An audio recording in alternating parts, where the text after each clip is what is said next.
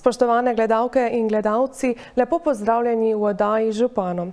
Kot že ime pove, bomo vsak ponedeljek zvečer gostili župane občin iz naše regije in jih soočili s tem, kaj so v preteklem letu že storili in o tem, kaj je v planu. Danes je z menoj župan občine Hoče - Slivnica, Marko Soršak. Lepo pozdravljeni. Lepo pozdravljeni. Torej, občino vodite že dlje časa, pa vendar lani so vam volivci ponovno izkazali podporo. Kako je bilo? Kakšni so bili občutki? Občutki so dobri. Mislim, prve volitve smo imeli 5 svetnikov, 8 svetnikov, naslednje se je povečalo, zdaj na zadnje smo na 10 svetnikih, tako da očitno nekaj delamo dobro. Torej, ne štejem tu samo sebe, ampak seveda celotno ekipo, znamo, zmoremo, ostale svetnike in ne na koncu občinsko upravo, ki seveda sprovaja občinski proračun. Tako da občutki so bili dobri, ko ponovno dobiš zaupanje. Je pa potem tako velika podpora tudi obveza, če ne druga moralna, ampak za mene še v drugih pomenih, da moramo nadaljevati, da moramo izpolniti program, ker na osnovi programa so nam zaupali torej večino v tem primeru in program moramo v 4 letih izpolniti ali pa narediti še kaj več. Januarja ste potrdili proračun za letošnje in prihodnje leto. Morda za začetek, zakaj dvoletni proračun? Dvoletni proračun je bil prvič potrjen, mislim, da v drugem letu mojega županovanja. K temu sam sem v tistem primeru, dokler nimamo dovolj naštudiranih projektov, bi bolj naklonjen enoletnemu, ampak znotraj ekipe Znamo, zmoremo je nekako bila ideja, da poskusimo z dvoletnim in občina, mislim, da lažje funkcionira. Tudi vse želje lažje prerasporedimo v dvoletnega, potem načrt razvojnih programov, ki ga delamo do leta 2028, je narejen realno. Mogoče kdaj v preteklosti so se vse želje, ki niso bile v proračunu, razdelile v načrt razvojnih programov. In je bilo 2000% želja za 100% proračuna, torej proračun je omen, tako da zdaj sledimo nekim približnim ocenjenim vrednostim, da tudi načrt razvojnih programov je tako narejen. Res pa je, da vmes proračun je živa stvar, so razpisi, dobimo za nekatere projekte denar in potem tiste naredimo prej, preden naredimo tiste, ki so financirane iz lastnih virov, razen če je to potrebno, tako kot na primer zdaj izgradnja vodovoda, sočasno izgradnji kanalizacije. Drugače pa program nas zavezuje, program je v proračunih, prvo branje je bilo potrjeno torej pred volitvami za starim občinskim svetom, drugo branje z novim občinskim svetom. Zato vmes tudi sledijo rebalansi, tudi dinamika se kdaj spremeni, nekaj, na kar smo računali, da bo prej kasneje, ali pa nekaj prej, pa drugo kasneje in zato je treba korigirati proračun. Napovedani so mogoče novi razpisi, potem je seveda potreben rebalans, da pripravimo projekte, da ko je razpis sproščen, da imamo projekt v predalu in se takoj prijavimo. Pa če se dotakneva same vrednosti teh proračunov za letošnje in prihodnje leto, kakšno je torej? Je v rangu med 14 in 15 milijoni, seveda je tukaj tudi dobršen del predvidenih sofinancerskih sredstev, drugače realni je pa tam 25% nerealen, torej lastna sredstva so 25% nižja. Nekateri razpisi omogočajo 50%, drugi 60%, vlasu nanese okrog 60%, načrt za okrevanje in odpornost je do 50%, ampak seveda, če nekje dobiš 50%, seveda bomo to naredili prej, kot je primer vodovoda na Pohorju, pa ceste v industrijsko cono kot ostali in pobrali to, kaj je na voljo. To so bile torej vaše prioritete v tem mandatu oziroma v prvem letu? Ja, torej nadaljevanje ceste v industrijsko cono, vodovod na Pohorju, zdaj kdo dalj čas ali pa vsaj 10, 12, 15 let spremlja politiko oziroma razmere v naši občini, je vedno bila velika težava voda. oporečnost samo vode, tako da smo zdaj v 8 letih z velikim povečanjem sredstev, ki jih namenjamo v vodooskrbo naših občanov, torej naredili zanesljivo oskrbo. Poleti se redko kdaj zgodi, da smo prisiljeni zapirati vodo, da se vodohrami napolnijo. Narejeno je bilo med 5 in 10 črpališč, se še nadaljujejo, menjujejo se vodovodni sistemi, tako da mislim, da še z izgradnjo tega vodovodnega sistema na Pohorju bomo imeli cirka 90% vodovoda obnovljenega, torej skladnega z vsemi standardi, ker upravljamo mi, ker pa so zasebni vodovodi, ki jih upravljajo društva, tam pa sami nimamo pristojnosti. Urejate tudi cestno in drugo infrastrukturo. Tudi tu se v zadnjem letu veliko naredilo, pa če morda malo podrobneje predstaviva, kaj vse? Ja, mogoče najbolj zanimivo. Največ cest bo narejenih v sklopu kanalizacije, torej vsi vodi so bili položeni v cestno infrastrukturo, kar je logično, torej ne more biti, včasih je to šlo čez vrtove oziroma čez travnik, potem so se zgradile hiše.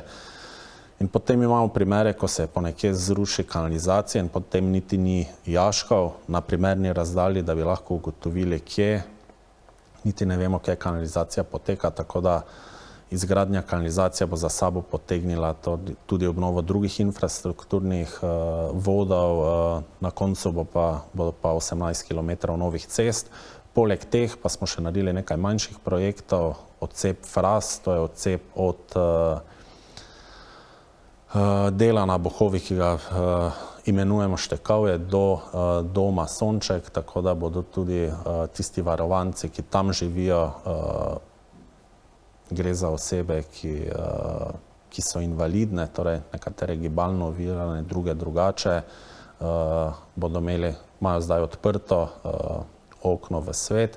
Tudi se že, glede na to, da so 2-3 leta tukaj, se povezujejo torej z lokalnimi društvi. Letos recimo so prišli na postavitev majskega drevesa na Bohovo, sodelujejo z drugimi društvi, tako da ne bodo na robu, ampak se bodo vpeli v družbo in bodo tudi njim preživljanje življenja tukaj lepše. Torej, čeprav morda malo manjša investicija, izrednega pomena za njih? Ja, investicija ni majhna, bilo je med okrog 70 000, zgrajena je bila tudi kanalizacija, druga infrastruktura, ampak verjamem, da bo njihovo življenje zdaj dosti lepše, sploh za tiste, ki so gibalno ovirani in so še težje po gramoznati cesti prišli z invalidskimi vozički, torej v vas Bohova. No, ampak če bi sedaj ocenili stanje cest v vaši občini, bi rekli, da ste zadovoljni ali bo potrebno še kaj postoriti? Ne, zadovoljni verjetno nikdar ne bomo, ampak seveda marsikaj še treba postoriti. V občini je čez 30 km cest, ki še niso asfaltirane. Potem en del cest je, ker je vzdrževanje slabo. Zdaj, ko bo narejena kanalizacija, ko bo narejenih teh 18 km, bomo tudi pripravili strategijo, ker bomo za 10-15 let naprej določili, kam, koliko vlagati, da bomo prišli v nekem doglednem stanju na neko zadovoljiv standard. Tako smo tudi naredili pred 8 leti glede vodovodov, tako smo naredili pred 4 leti glede financiranja gasilskih društev, športnih društev, drugih društev, da se naredi en dokument, ki bo veljal vsaj za 10 let naprej in potem je lažje vse načrtovati. Tako da marsikatero cesto še treba obnoviti. Menim pa smo, da smo nad povprečjem Slovenije v urejenosti cest. V vaši občini vam gre dobro tudi črpanje evropskih sredstev. Kaj vse ste uspeli v tem letu počrpati? Zdaj največ smo počrpali glede same kanalizacije. Potem pa še imamo tu LAS projekte, torej obnova AMD Orehova vas. LAS projekti so bili voda izpod Pohorja, ker smo po moje počrpali največ, cirka 150 000. Pridobili pa smo 1 300 000 za izgradnjo ceste v industrijsko cono I11 kot prvi v Sloveniji, kot prva občina, torej 1 300 000. Na vodovodu, katerega sem prej omenil, pa smo pridobili slab 1 milijon, kar bo seveda pomenilo, da bomo investicijo naredili v 2 letih in ne v 3 oziroma 4, ko smo imeli predvideno. Tudi zaradi tega kasneje pride do potencialnih rebalansov, pač poskusimo posod počrpati, spremeniti projekt, da ustreza razpisu. Tudi pri tem 1 300 000 za cesto v industrijsko cono I11 seveda na začetku ni šlo. Mogli smo dopolniti projekt, ga rahlo spremeniti, doseči zahtevane zelene in modre ukrepe, ker smo se znašli na svoj način, ker tudi ti ukrepi ni samo, da jih 10 umestiš, solarne luči, polnilnice za kolesa, ti ukrepi morajo znašati tudi 10% vrednosti investicije, kar pa na koncu pri 2,5 milijona 250 000 in seveda ne bomo 250 000 vlagali v prepogosto postavljene luči, v preveč polnilnic. Tukaj smo naredili management padavinskih voda, kar je seveda spadalo kasneje pod moder ukrep in po tem načinu predstavili tudi drugim občinam v regiji, tako da tudi druge na isti način lahko poberejo ta sredstva, ki so na voljo. Seveda tu ni odgovorna za to država, ampak Evropska unija, ko je šla v zeleni prehod, torej zahteva, da so pri vseh investicijah ti zeleni in modri ukrepi, kar je seveda prav, še posebej z vidika segrevanja ozračja, taki ukrepi milijo torej vzroke, zaradi katerih segrevanje nastane. Tako da se prilagodimo, ko vidimo razpise, naredimo tak, da naš projekt paše na razpis. Vedno razmišljate korak 2 naprej. Kje so še pa tiste možnosti, kjer bi želeli počrpati tako državna kot evropska sredstva? Ideja, ne samo ideja, tudi potreba osnovne šole Franca Lešnika Vuka v prihodnjih letih je torej povečanje športne dvorane. Zdaj v letošnjem letu je bila najava, da bo v prihodnjih letih torej možno sofinanciranje do 50%, zato smo v rebalansu tudi zagotovili sredstva, ampak ker zakon o javnem naročanju zahteva, da gremo ko gre za investicijo takšne višine v javni natečaj, smo tudi že tu začeli, pridobivamo ponudbe arhitekturne zbornice Društva arhitektov, da čim prej najdemo tistega, ki bo izvedel natečaj, ki ga lahko izvede skladno z zakonom in potem upamo, da dobimo čim prej projektanta, pripravimo projekt ter ga prijavimo na Ministrstvo za gospodarstvo, turizem in šport, ki bo sofinanciral športne objekte. Seveda pa še korak naprej razmišljamo, torej tako pri vseh zadnjih investicijah bomo šli v skoraj nič energijsko stavbo, kar bo v naslednjih 30 letih zmanjšalo stroške. In potem tudi zahtevamo, da se sprojektira skladno z razpisi, ki jih zahteva Ekosklad. Mogoče je to par procentov dražje, ampak glede na to, da sofinancira oziroma pretekli razpis je predvidel do 400 evrov na kvadratni meter neto površin, verjamemo, da potem najdemo kombinacijo, ki je najugodnejša za občino. Recimo tudi vrtec Hoče v preteklosti, dobili smo 1 172 od Ministrstva za šolstvo, dobili smo slabih 800 000 od Ekosklada in tako da smo polovico investicije pokrili iz sofinancerskih sredstev. To pa je tisto, za kar se splača prestavljati izvedbo, to je tisto, za kar se splača zadolžiti. Ogromno se je torej vložilo tako v vrtec kot v šole, pa vendar vrtec je tako rekoč poln. Razmišljate naprej? Ja, naprej smo že začeli razmišljati, torej pred več kot letom, prednje je bil vrtec sploh končan, tako da pridobili smo gradbeno dovoljenje za izgradnjo vrtca v Slivnici. V končni fazi je tudi pridobitev gradbenega dovoljenja za dograditev vrtca v Rogozi.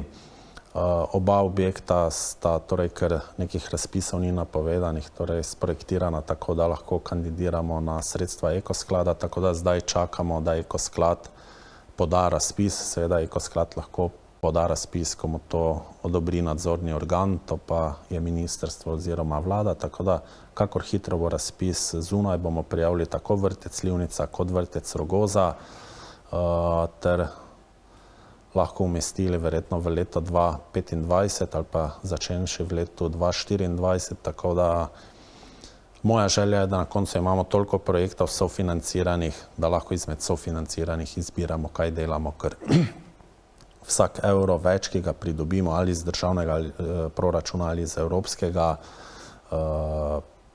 pomeni, da lahko naredimo več za občanke, občane. Polni vrtci, šole so dokaz, da je veliko mladih družin v občini. Bi lahko rekli, da se ta trend priseljevanja nadaljuje? Priseljevanje se nadaljuje, zdaj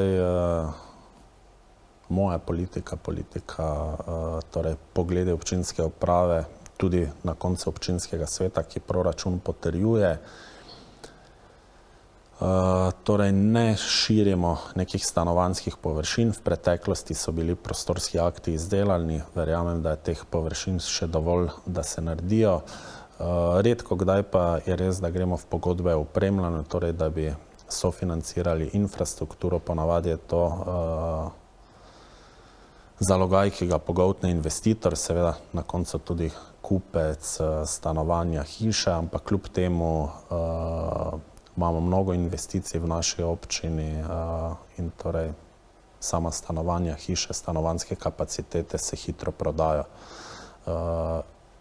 Tako da je to zmerno, vkolikor bi šli v politiko, katero grejo nekatere občine, predvsem na obrobju države, ker pa konstantno opada zadnjih 20, 30, 40 let prebivalstvo. Tam je pa tudi s takimi ukrepi poskušajo doseči, da je upadanje manjše, ampak verjetno to ni naloga občin, je to naloga države. Vkolikor želimo imeti decentralizirano državo, je pa z vidika samega financiranja občin, kohezijskih sredstev, način deljenja, vedno tudi kot podpredsednik Podravske regije opažam, da je vse usmerjeno v to, da se centralizira. In tudi, če pogledamo vse projekcije, Ljubljana, okolica bo vedno večja, tako da tu bi pa mogla država poskrbeti, vkolikor bo sledila pač torej sami kohezijski politike, katere pomeni, da bi enkrat bil enakomeren razvoj po celi Sloveniji, čeprav to verjetno nikdar ne bo možno, torej da bi se razlika med centrom, obrobjem zmanjševala, ampak pri nas vsako leto statistični podatki kažejo, da razlika kljub koheziji raste, tako da tu je pa stvar odločevalcev na državi, da bodo enkrat to presekali, kdo bo, če bo, drugače bomo pač čez 50 let vsi živeli v Ljubljani. Ampak dobro, to je stvar državne politike, jaz sem pozitiven, da bomo dobili ali pa da bodo ljudje, ki zdaj vodijo, spregledali, da je to pomembno in bodo samo sofinanciranje spremenili. Toliko za enkrat, pred nami so ene kratke reklame. Ostanite z nami, veliko zanimivega še bomo izvedeli v občini Hoče - Slivnica.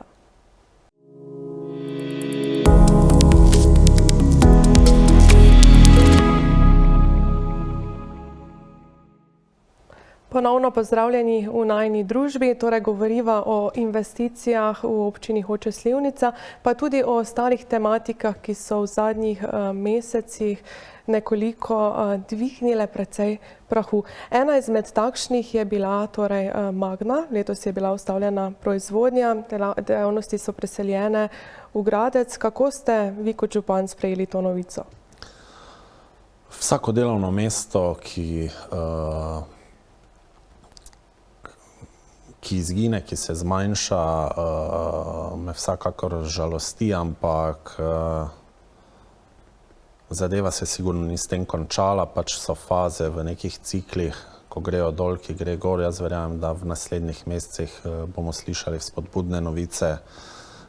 Se pravi, vidite še možnosti na tej lokaciji? V vsakem primeru in mislim, da bomo mogoče letos ali pa drugo leto že slišali kaj spodbudnega. Mogoče kako besedo več, v katero smer lahko razmišljamo?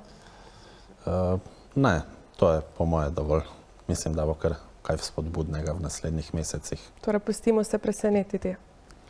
Za ena izmed takšnih tematik je tudi sečnja znamenitega drevoreda v Pivoli. Tudi tukaj je bilo kar veliko govora, pa morda malo več o tem poveva. Ja, tukaj ima zgodba dolgo brado, torej zadeva se je pričela v letu 2008, 6 let preden sem sam postal župan, je takrat bila izdelana projekt poti med Spodnjimi Hočami in Pivolo. Zdaj cilj tega projekta je pot, pešpot, kolesarska pot, torej od Spodnjih Hoč do Pivole. Takrat je že bil izdelan projekt, občina se je takrat želela prijaviti na RR projekte, torej regijsko-razvojne projekte, ampak ker ni bilo lastništvo urejeno, takrat sta bila Sklad kmetijskih zemljišč in gozdov v tožbi z UKC Mariborom. Seveda lastništva ni bilo, denarja ni bilo, tako da je projekt odpadel. Že leta 2012 oziroma 2011 je bilo podano soglasje, da se drevored torej prestavi, torej pri sečnji. Vsak razume, da se poseče in tega več ni, torej jaz govorim o prestavitvi, torej da se obstoječa lokacija, ker drevesa ne uspevajo, prestavi meter pa pol, 2 metra v stran, toliko da še vseeno ostane vizura in da zraste nov drevored na bolj optimalnejši lokaciji. Tako da tudi tu je bila ideja prvo povezovalna pot, smo novelirali ta projekt, niti nismo želeli posegati v drevored.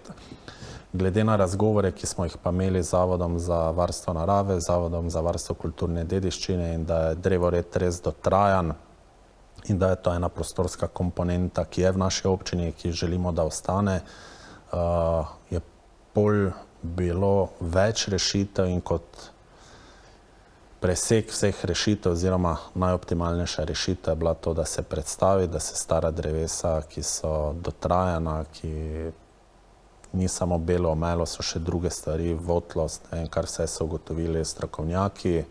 Mogoče tu najboljše gre za prispodobo, ki jih je povedal gospod Jenčič iz Zavoda za varstvo narave. Nekaj časa se tudi zobovje pri človeku da popravljati, ko je pa dotrajano, se pa takrat nadomesti.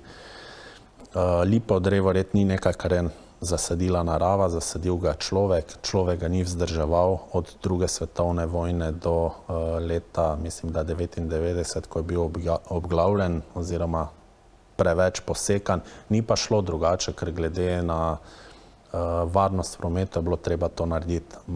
Ni bilo omenjeno, da je bil požgan v drugi svetovni vojni. Tu je bil konvoj nemških vozil, ki je bil pod drevoredom skrit pred zavezniškimi letali in osvoboditelji so požgali te tovornjake. Takrat je bilo dosti dreves uničenih, so se nekatera nadomestila. Vprašanje sploh, če je katero od dreves sploh staro 200 let, vsi govorijo o 200-letnem drevoredu, pa ni 200-letni. Tako da jaz zaupam tukaj stroki. Mi smo skladno s tem, da smo dobili sredstva, naročili projekt za izvedbo, še dodatno arboristično mnenje in projekt bo po vsej verjetnosti v novembru predstavljen širše. Res pa je, da ljudje, ki tukaj živijo, največ tisti iz Pivoli, si želijo povezovalno pot. Tudi sama drevesa so nevarna v dežju, v slabem vremenu, v vetru. Verjamem, da se nihče da ne bom imenoval Ljubljane, rečemo iz Ptuja, ne vozi po tem drevoredu. Ti ljudje, ki pa se tu vozijo, ki se vozijo tu do domov, ki vozijo svoje otroke, katerih otroci se tukaj vozijo, pa ne želijo imeti teh nevarnih dreves. Tudi sami ne želimo, ker smo odgovorni za cesto.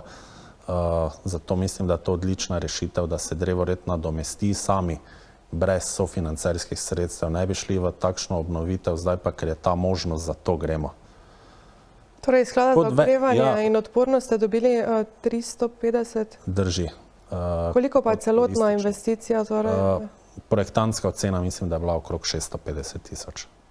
In kot ste že omenili, ne gre samo za nova posajena drevesa, tudi sprehajalna pot. Kaj vse še zajema? Sprehajalna pot, torej vmes so tudi postaje,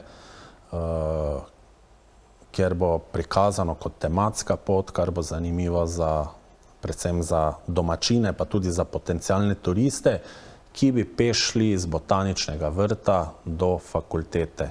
To bi v prihodnje lahko bila ena lepa krožna pot, ker znotraj botaničnega že možno, tu bi se pot zaokrožila.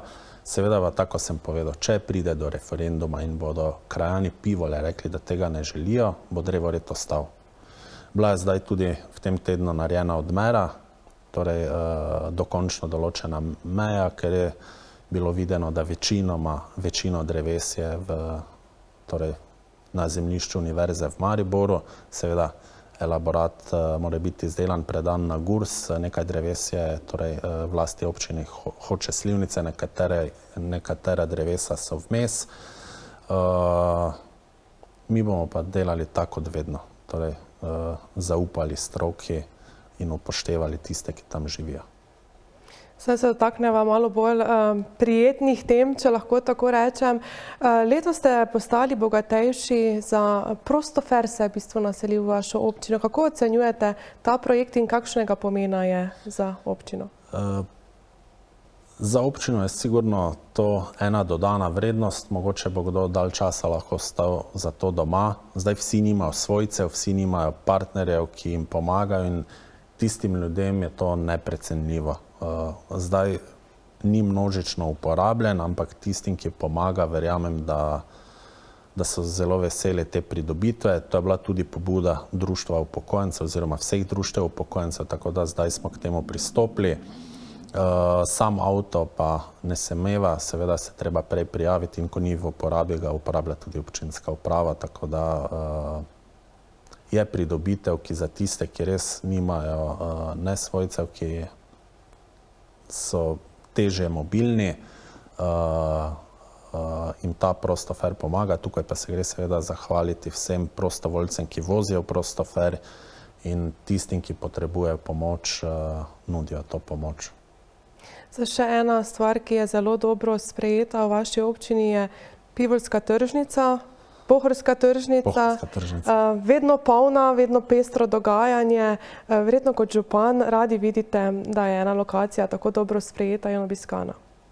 Ja, sploh glede na začetke, marsikdo danes ne ve, zakaj je tržnica sploh tam. Pohorska tržnica smo imenovali, ker je, ne vem, na Pivolje nekako vstop na Pohorje. Včasih je bila tržnica, mislim, da prvo in tretjo soboto pri občini, torej pred kulturnim domom. Potem je bila težnja, da bi še zadevo postavili v Slivnici, je bilo drugo in četrto soboto v Slivnici, ampak ponudnikov ni bilo preveč, verjetno 4-krat manj, kot jih je zdaj. V Slivnici od začetnih je v parih mesecih so ostali 2-3, kar ni pritegnilo kritične mase, ampak je bilo entuziazem tistih, ki so ponujali. Potem, glede na to, da je mogoče v preteklosti dostikrat bila občina deljena na dva pola, Slivnica, Hoče, mislim, da ta meja predvsem bila v glavah nekaterih, ki so to idejo širili vsem ostalim.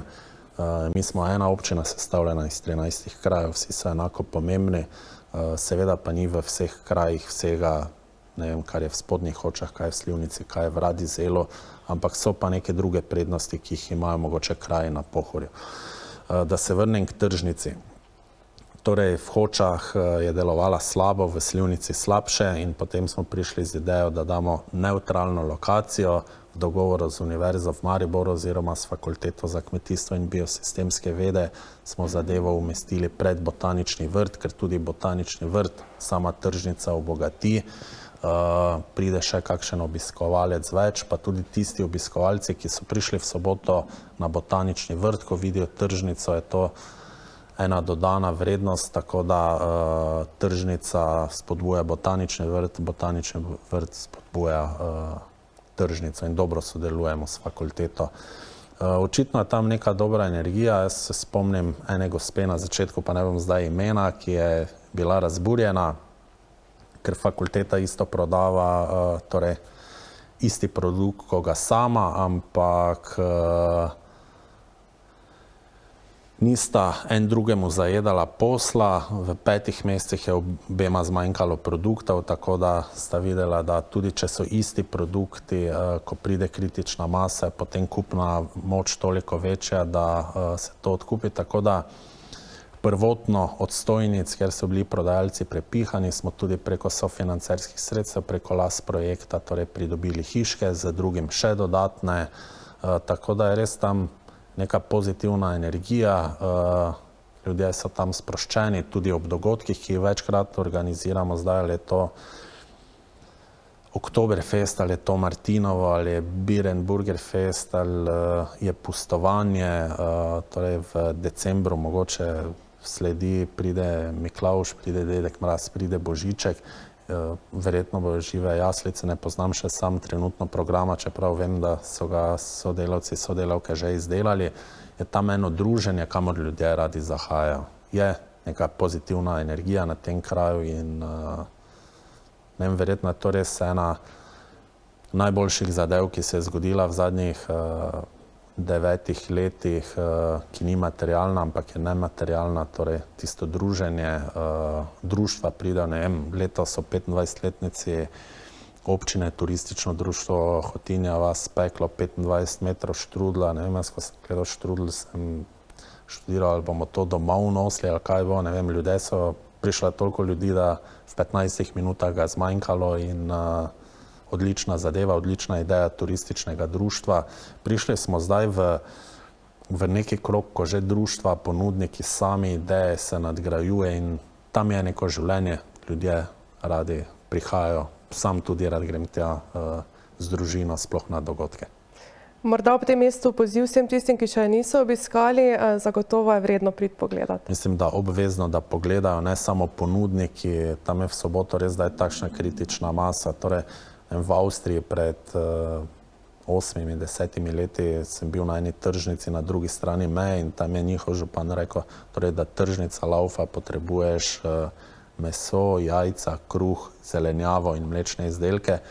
Tako da zdaj imamo vse to še več, tudi iz drugih krajev, seveda z veseljem sprejmemo. Mislim, da od najdlje je gospa iz Gorišnice, ki ponuja en izdelek, katerega pridite sami pogledati, tisti, ki še niste bili, tako da tudi z okolice, zdaj, če so iz Starš, če so iz Račče, kdo z Maribora, vseh smo veseli, ker tako kot sem prej rekel, meje so v glavah pa na papirju, ne, v naravi ni meja in prav je, da to širše, da tudi prihajajo ljudje iz drugih občin in vidijo ne samo tržnico, tudi botanični vrt in še kdaj obiščejo botanični vrt, tako da na to zadevo sem ponosen. Za ob koncu me zanima, če se ozreva v to leto, zadnjo leto, bi lahko rekli, da ste zadovoljni ali morda je kakšna stvar, s katero niste? Zdaj zadovoljen sem s projekti, ki smo jih izpeljali. Nezadovoljen sem z nekaterimi inštitucijami, ko iščemo gradbena dovoljenja, da se dogaja, da je treba čakati na mnenje pol leta, leto ali pa tudi več. Tu mislim, da je cokla v razvoju celotne Slovenije, da se to sploh lahko dogaja, tudi ko sami iščemo gradbena dovoljenja. Tu je včasih investitorji, zdaj gre za zasebno hišo, stanovanjsko naselje, industrijo, pridejo k nam, če lahko mi kaj spremenimo, povemo, da imamo sami iste težave. Tu sem nezadovoljen. Nezadovoljen sem, da vlada, ne samo ta, tudi pretekle, ne vidijo, da smo občine in država v istem čovnu, da so občani, občanke tudi državljani in krčijo sredstva tam, kjer to ni potrebno. Torej, vedno rečem, da občinska uprava, župan, podžupani, plače so konstantne, ne glede na to, kakšen je proračun, če pa dobimo sredstva, pa vse vložimo zdaj v šolsko, predšolsko infrastrukturo, vlagamo v društva, vlagamo v infrastrukturo, tako da mislim, da pri povprečnini zdaj ni še končno izpogajana, bo nižja, kot je bila lani, primerjalno z inflacijo, torej relativno bo nižja, upam pa, da ne preveč in da bomo lahko ostali na standardih, ki so bili v preteklosti. Seveda pa povprečnina je vedno nižja, kot določa zakon o financiranju občin. Na tem mestu upam, da bo vlada čim manj kršila ta zakon in se bo čim bolj približala tistemu, kar govori zakon. Ponosen pa sem v preteklem letu tudi, da smo uspeli uvesti sofinanciranje trenerjev. V naši občini je okrog 1200 registriranih športnikov, od tega največ otrok, in mislim, da dolgoročno bo to pomenilo razvoj športnih društev, ki imajo v naši občini največ otrok, in bodo vsi otroci oziroma starši bodo lažje vpisovali, društva bodo delala boljše, torej otroci bodo imeli več programa in mogoče bo kdo pol ure manj pred kako elektronsko napravo, bo raje to namenil športu. Zdaj, ali je to nogomet, odbojka, tenis, judo, karkoli, mislim, da s tem pripomoremo, da bodo otroci bolj zdravi in da bo tudi staršem, predvsem pa društvom lažje bodo dolgoročno planirali, pogodbe so 4-letne, tako da mislim, da bo razvoj naših športnih društev viden malo že mogoče zdaj, ampak v prihodnjih 3 letih pa zagotovo. Pred zadnjimi volitvami ste mi dejali, da vidite še veliko izzivov. Do naslednjih volitev je še kar nekaj časa, pa vendar. Ste že razmišljali o tem, se vidite potem, da bi šli še dalje to pot? Ja, če me vprašate danes, 100% vidim izzive, torej ne vem, če bomo lahko do zidava obeh vrtcev, športne dvorane, telovadnice v Slivnici, potem bo treba še v prihodnje, torej šola v Slivnici je bila okrog leta 2000 obnovljena, potrebno bo celostno obnoviti inštalacije v osnovni šoli Hoče, v podružnični šoli v Reki nas čaka statična ureditev podstrešja, potem še imamo mnogo cest, torej tako kot sem prej rekel, strategija za ceste za naprej, da bi strateško uredili občino in da bi vedno imeli dovolj projektov v predalu, to sem rekel v prejšnjem mandatu, zdaj bi pa rad, da čez 4 leta bo dovolj sofinanciranih projektov, da bomo izbirali, kaj bomo naredili, ker pa sredstev ne bomo mogli vzeti, ker ne bomo imeli svojega deleža. To bi bil nekak moj strateški cilj. Hvala lepa. Še ene reklame, potem pa še nekaj besed v občini Hoče Slivnica, tako da ostanite z nami.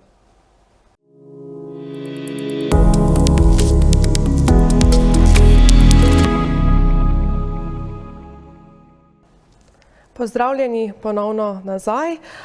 Omenili ste, torej v Pivoli bo ena sprehajalna pot. Kako pa je sicer s temi sprehajalnimi potmi in pa kolesarsko povezavo v vaši občini? Zdaj, same poti smo v preteklosti s Planinsko zvezo Slovenije in planinskim društvom Skalca obnovili, torej poti, ki so v sklopu planinskih poti. Dodatno smo namestili rumene, ki so turistične. Zdaj, v sklopu Vegeca se je strasirala ena zanimiva pot po meji občine, ki jo lahko razdelimo v 4 dele, ker je skupna dolžina čez 60 km, tako da bi tudi to strasirali in z temi rumenimi tablami, ker sam sem šel, ampak sploh od Radizela proti hotelu Zarja, ki je nekje že na drugi strani, ni več v naši občini, je pot zelo nedoločna. Torej gre tudi v dolini potoka, tako da tudi ni signala, tako da bomo to strasirali in potem bi to bila pridobitev seveda v prvi vrsti za naše občanke, občane, v prihodnje pa tudi turiste. Poskušamo tudi povezovati, torej ponudnike z občine Rače Fram z našimi preko društva gostincev Pohorja. Same kolesarske poti, enoslednice, projekt izdeluje RRA, Regijska razvojna agencija, kjer se bi tudi z veseljem priključili. Zdaj znotraj same občine pa smo torej spostavili povezavo med Spodnjimi in Zgornjimi Hočami, med Spodnjimi Hočami in Slivnico. Torej nekje, če gledamo traso, torej od Maribora proti Slovenski Bistrici Imamo od Maribora do Spodnjih Hoč traktorsko pot, manjka še nam torej ta del poti od podjetja Ledinek do občine, tu do Slivnice.